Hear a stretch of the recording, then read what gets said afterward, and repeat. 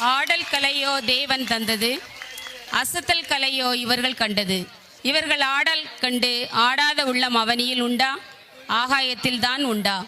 நம்மை தங்களது அழகிய நடனம் மூலம் குழந்தை பருவத்திற்கு அழைத்து சென்ற மழலை செல்வங்களுக்கு கரங்களை தட்டி நமது நன்றியை தெரிவிப்போம். வாழ்த்துக்கள்.